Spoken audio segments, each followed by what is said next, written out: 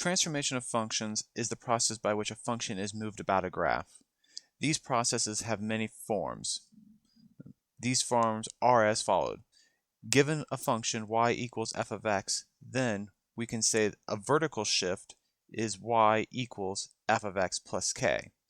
If k is positive, then the graph is shifted up k units.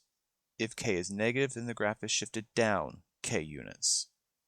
For horizontal shift, you have y equals f of x minus h. If h is positive, then the graph is shifted right h units. And if h is negative, then the graph is shifted left h units. For a vertical stretch or compress, y equals a times f of x.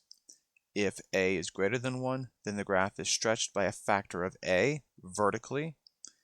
And if a is between 0 and 1, then the graph is compressed by a factor of a vertically.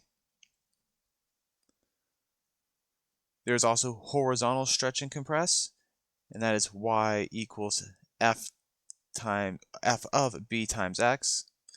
If b is greater than 1, then the graph is compressed by a factor of b horizontally. And if b is between 0 and 1, then the graph is stretched by a factor of b horizontally. Last is the reflections. If a graph is reflected about the x-axis, then you are going to have y equals negative f of x. If the graph is reflected about the y-axis, then you're going to have y equals f of negative x. And of course, if the graph is reflected on both axes, then y equals negative f of negative x.